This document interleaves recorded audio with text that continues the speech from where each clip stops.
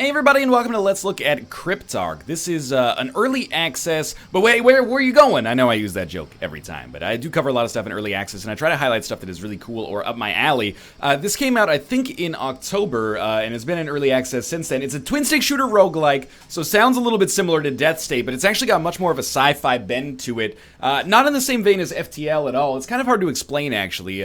You'll be able to kind of pick out the systems, I think, as we get going here, and this is from Alien Trap Games, previously known for Apotheon, which came out last year, and even though Apotheon wasn't necessarily, it was more of like a story-driven like action platformer thing, even though that wasn't necessarily my speed. I played a little bit of Cryptark last night, and after an hour or so, I was like, there's some really interesting stuff going on here. It's $12.99 American, $13.99 Canadian, and although the most recent update was on November 30th, which is a little while ago, they are releasing version 0.4 in January, so it's still being actively worked on, and that's going to actually add a roguelike mode, apparently. It's going to be a little bit more like Nuclear Throne-esque, whereas not previously, but right now, there's basically just a single campaign that exists in it. So I'm going to start a new game here on slot 2. We're going to choose not to view the tutorial, but I will show you the opening cutscene so you can basically get a feel for it, but I'll narrate it a little bit as well. Basically, you play as a member of a crew of space salvagers, and basically their job is to go into these abandoned or derelict or, destroyed spaceships, disable the automatic systems that are still active, and then scrap them for parts to make as much money as possible. And, you start with $500,000. If you go to zero, you lose the game, but you try to make as much money as possible while also surviving at the same time. So, I've actually not unlocked... I've gotten 0 artifacts in my entire time playing. Artifacts are things that you get by basically doing kind of super hard sub-objectives, so we'll just play as Gunhead, but there is a little bit of variety going on here. So I'll try to explain basically what's going on here. If you look down at the bottom, there are 7 levels that you need to go to here in order to actually complete the game. I've only made it as far as like level 4.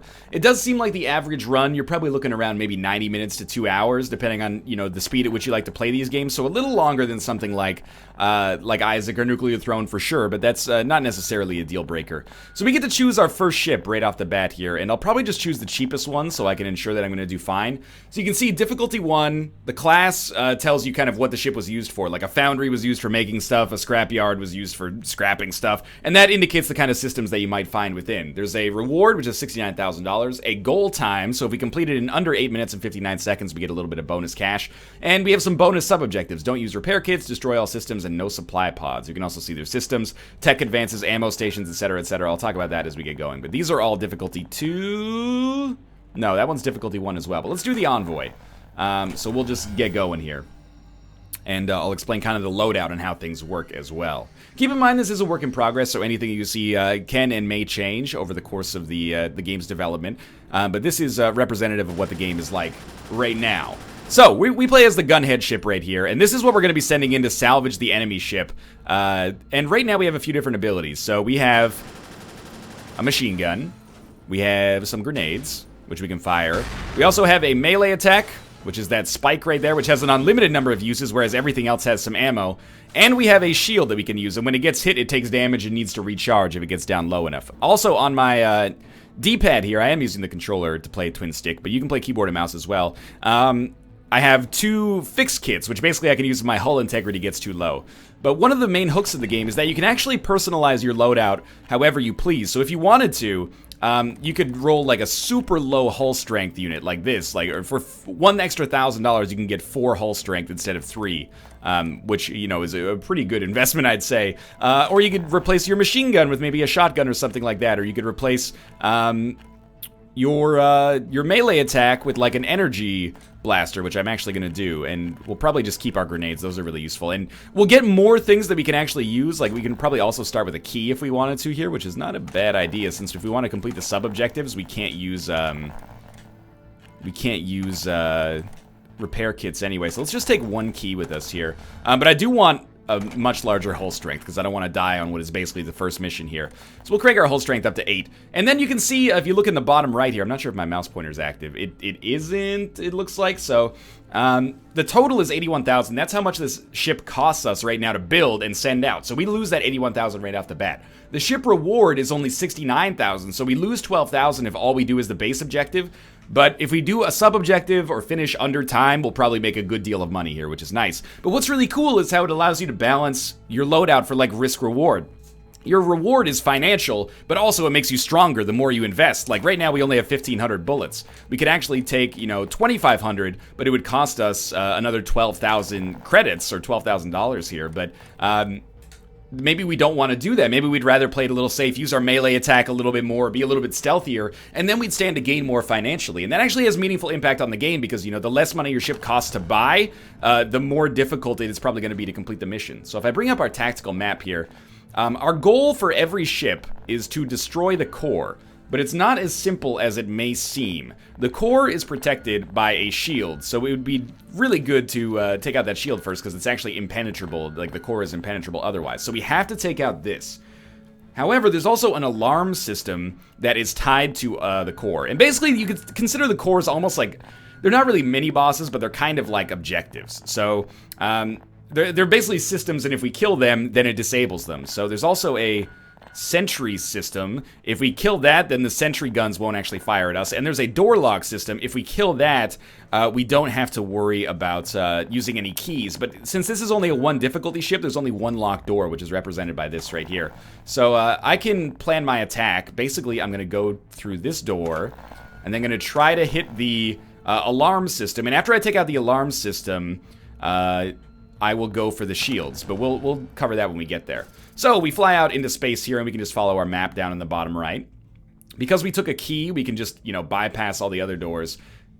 And once we get in here, it's gonna get a little noisy. In fact, that may lower the volume somewhat, but once we get in here, it's basically like a fast-paced twin-stick shooter. It's as fast-paced as you want it to be, basically. I just fired a grenade at that guy to finish this off a little faster. My shield is at 0%, so we're in a difficult spot already.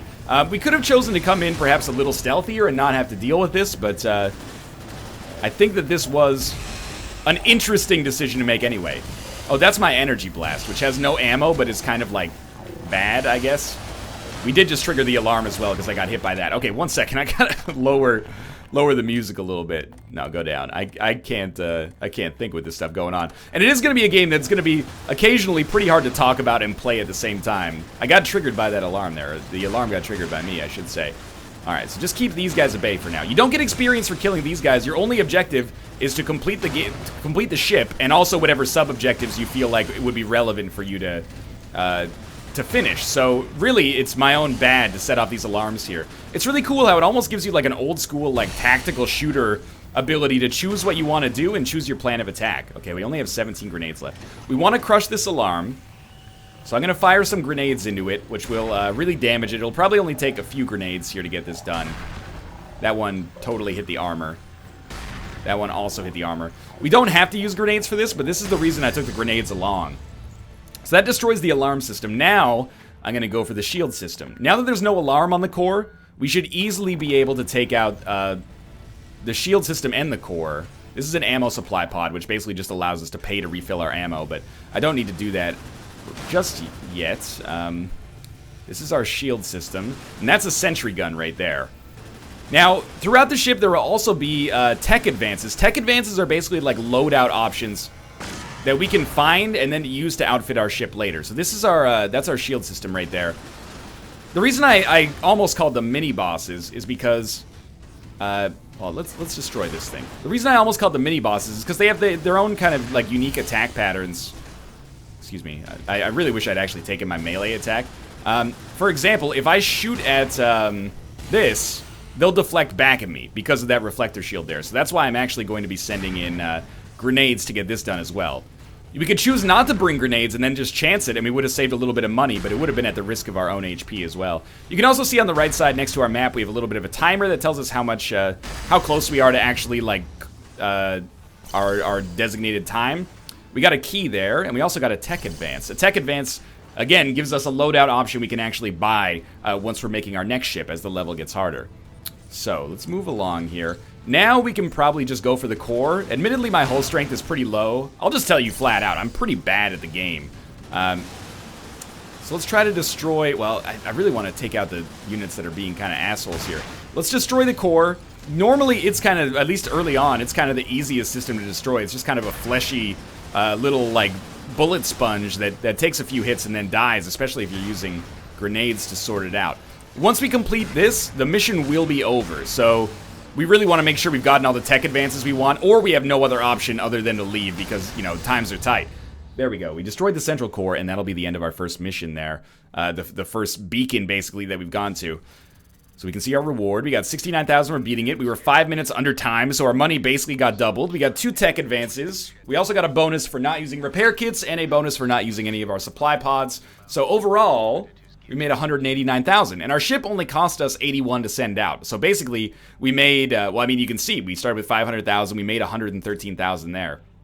And I think depending on the condition you bring it back in, you get a little bit of a rebate. Okay, so now, this is what I was talking about earlier where there's artifacts.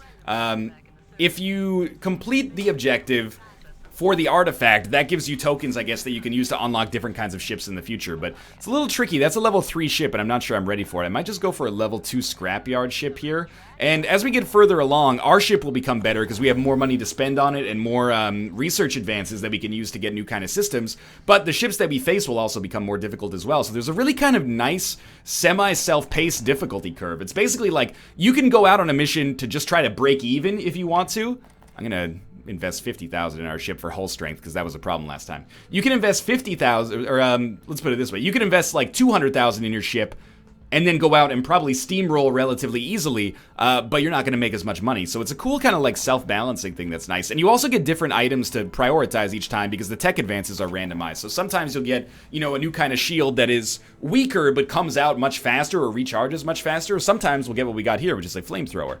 Simple but undeniably potent in tight spaces, this brutish weapon sprays pressurized gouts of highly flammable liquid. We can also get a remote guided rocket. After launching, this rocket can be wirelessly guided into targets and detonated with a remote trigger. Careful application is recommended. I'm actually going to go back to our melee item, which is relatively cheap here. We got to keep a shield. Instead of grenades, maybe we can try rolling a flamethrower, even though it's going to be more expensive. And let's take a couple of repair kits with us here. And, we don't have new primary. Oh, we do have a new primary weapon. We could roll with the zip gun if we want to. It's basically like weak but fires very quickly. We could also use a shotgun maybe instead of our melee attack, but it's a little expensive, so I'm going to stick with what we got for now. I just want to select it so that it maybe goes away as a new item, and we'll probably roll out with this ship right now. And we can test our stuff out here. Like, there's our flamethrower. That's a lot of damage, but it also goes through ammo pretty quickly. All right, let's plan our attack. I'm seeing a repair system. So one of our objectives... Oh, no, that was on the other one. I was going to say one of our objectives is to not destroy the repair system if we want the artifact, but we actually don't have to concern ourselves with that. So, this time we've got some new objectives here, like, I'm trying to see what that is. A casket? I don't know what that is, actually. This is Shuffle System, which is a module that periodically shuffles the systems within the ship, so we might be attacking the core and then it'll shuffle, and that'll be a problem because it'll go to somewhere else on the map that might be temporarily inaccessible for us. So we're going to start by destroying the repair system. How much time do we have? 11 minutes? Okay. We're going to start by destroying the repair system, and then we'll probably go for the alarm system or shuffle system because it's closer. So let's just start out with that. Okay. And we're lucky that we don't need a key to actually get in here, but we do start with one. There's also a tech advance right off the bat. One of the things that I will admit is it feels a little ramshackle, is that the tech advances are just sort of hanging out here. It seems kind of like arbitrary. Maybe it's a work in progress sort of thing, but it's like it lacks the satisfaction of like a nuclear thrown chest or like an item room from Isaac, and they're just kind of like strewn about. And sometimes you can get like 4 or 5 of them like in relatively close succession to one another. Maybe not 4 or 5, like 2 or 3. Sometimes like key terminals will completely overlap one another, and you know, you'll be like, sweet, 2 keys, but at the same time, it makes it feel like there's no scarcity. Alright, so these enemies are really annoying, but it might be a good time to use our flamethrower semi-effectively. We'll go through a lot of ammo, but it also destroyed the repair system very easily. These guys are going to rush me down. Alright, let's go for our shuffle system. And if we can destroy that within the next minute or so, they won't get a chance to shuffle. Notice, you know, new enemy types, variety is the spice of life. Trying to use my melee attack whenever possible because I'm burning through flamethrower ammo super quickly, but we killed that system fairly easily. While we're here, we could go for the shield, which might be advisable, so let's set that. And we might as well kill some other stuff here if we can. Again, you don't get experience for it, but if they're going to give us hassle in the future, then it's something we should take care of. Repair supply pod. Repair hull for 30,000. No, because we can just heal it ourselves when we want to because of the repair kits that I brought along. I really like how the game gives you the opportunity to kind of play the game the way you want. We could play like super stealthy if we wanted to. Well, we could try to play it super stealthy, I guess, if we wanted to. Oh, the flamethrowers totally ricochet back at us. That's bad. Probably a good time to use a repair kit. But you can also play like a little bit more like heavily armored and then try to do like a full frontal assault. That's like a repair ability right there. I really think that, like, as of right now, there's a couple of things I don't love about the game.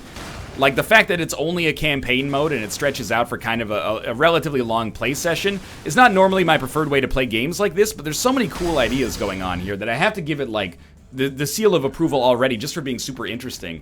It kind of reminds me of Duskers in the sense that, you know, it's an early access game, but it's an early access game that is already extremely playable in its current state and shows a lot of potential. And, you know, I'm not really the kind of person who likes to, how am I trying to say this? I'm not really the kind of person who likes to be like, you know, hey, you know, trust these guys. They know what they're doing. But it really does seem, as someone who plays a lot of roguelites, that this game has its head in the right place, and it's shaping up to be something really interesting. Well, it's already something really interesting, and if it's, you know, more of an iterative process from this point onwards, I really don't see how it could go wrong. Like, in its present state, it's always the test for early access games, if you're the kind of person who will even buy early access games, is it worth playing in its current state? And the answer for Cryptark is definitely yes. Oh, I hate the enemies that push us backwards. We're just going for the alarm system now, so that we can actually take out the core without being at much risk ourselves. I'm actually really glad I took the flamethrower instead of the grenades. They're working out pretty well. The only thing it was bad for was the actual shield. Or, the shield one that deflected the bullets back at us. But for right now, it's working out just fine. And it's really, like, I also like, and I'm not really showing this off properly, but I like how you can actually choose which modules you want to take out, which definitely changes the way you play it as well. Like, before, I was kind of guilty of rushing the game down, so I would just take out shields. I would just take out shields and then go for the core.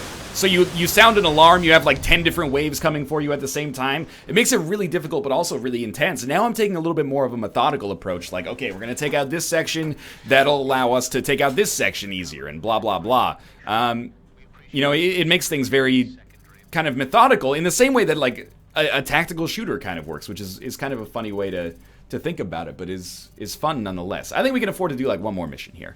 So we made a lot of money there. One thing you might be thinking is that the game is too easy right now, but just keep in mind that I am doing basically the easiest ships available, and also these are the earliest, like, beacons. Basically, it's like playing the first two worlds of FTL and being like, FTL's too easy. I've always died a couple of times on the, like, the 4th and the 5th beacons, or if I've even made it to the 5th. I've died on the 4th several times. And when you die, your campaign's not over, which is another kind of design quirk that I'm not necessarily a huge fan of, because it just extends the length of the campaign, basically. Maybe we'll try our level 5 difficulty ship here. Keep the sentry systems and we get the artifact. But with the rogue mode in the game, that's something I'm very interested to check out. Obviously, I'm not going to say that it's going to be amazing necessarily already, but yeah, I haven't played it yet, but it might be more my speed, maybe. So I'm going to crank up our hull strength to 15. I'm basically going to go for broke on this one, see the best thing we could take. We'll take our ricochet gun.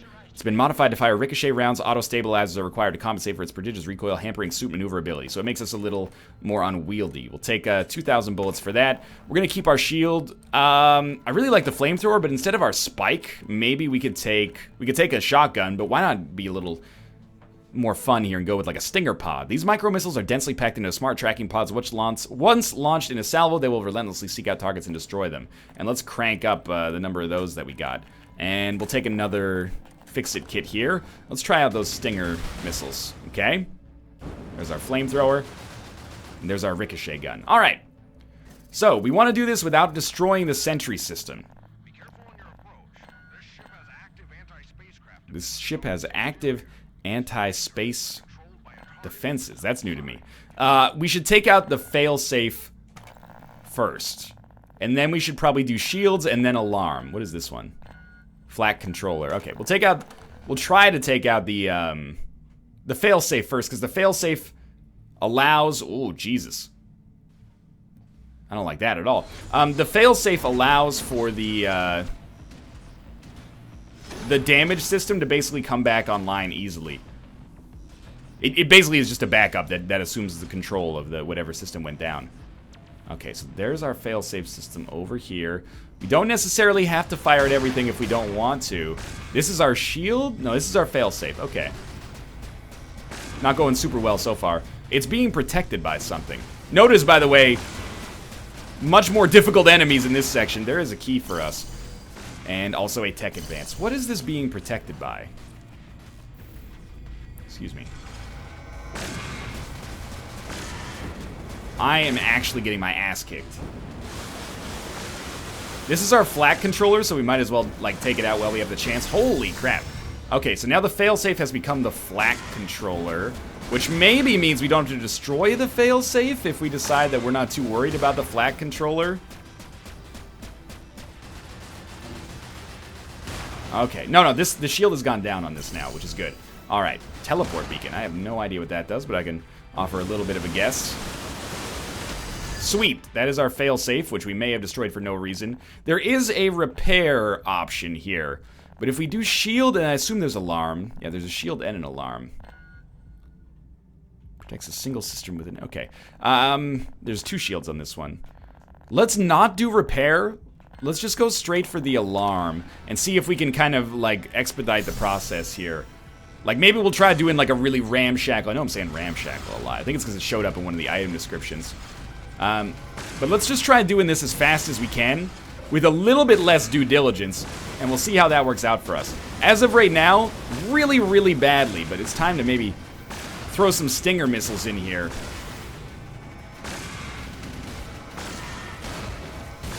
We do have, how many of them? Several hundred? 300? If we can just clear out this, we've really got to take these out and take the core out in pretty quick succession.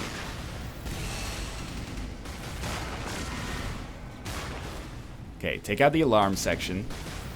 The missiles aren't being deflected, I think. Okay, shield destroyed. Sorry, the shield's destroyed. The alarm's not destroyed yet.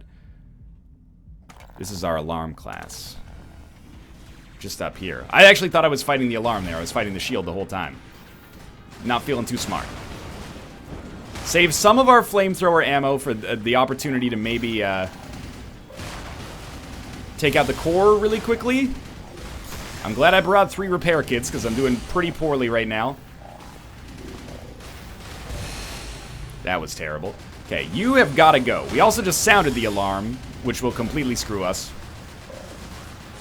We sounded the alarm again. Maybe this is better of a use for our flamethrower. We have, like, no ammo left for it, but we can at least give it a try to beat the core here. Now, admittedly, I kind of threw, but I wanted to also demonstrate, like... that you need to do your due diligence to have the best possible chance of success here, or you need to be, you know, able to put up or shut up, right? Like, I am not doing that amazingly here. And that's probably costing us a pretty good chance at success. But I did get the shield up in time right there. Just keep firing those stinger missiles in there. Might be able to get lucky. It's actually getting fairly intense here. Oh, that was very bad damage. I think we actually are going to succeed. Ooh, a little close, but we will unlock an artifact. And I think that's honestly a pretty good time to call it on Cryptark. The main problems with the game right now are that there's not a whole lot of content outside of this this campaign mode. But sometime in January, a rogue mode is coming. And I actually think at that price, it's a little bit cheaper, you know, like 20% cheaper than your average indie game at this point. I think for an early access game that is already really fun and unique within the world of roguelites is worth it. This is actually a really fun game that I'm having a good time with, and I'm interested to see how its development process kind of continues over the course of its remaining time in early access until it comes out and perhaps even beyond. But yeah, this is Cryptark. Not necessarily something I'd go over the top and say is a must-buy, but definitely something if you're interested in. I don't really see a great reason not to get it. It's really fun in its current state, in its current state offers a lot of variety, like really satisfying gameplay loop, and a lot of interacting systems here that all feel pretty meaningful. So for now, this is Cryptark. Again, it's available on Steam for between $13 and $14, depending on where you live. I guess it might be more in other parts of the world, but if you want to pick it up on Steam, there will be a link in the video description below to do so. Of course, as always, thanks for watching. If you enjoyed the video, click the like button. It helps out a great deal. And of course, subscribe if you want to see more in the future. But for now, thanks for watching, and I will see you next time.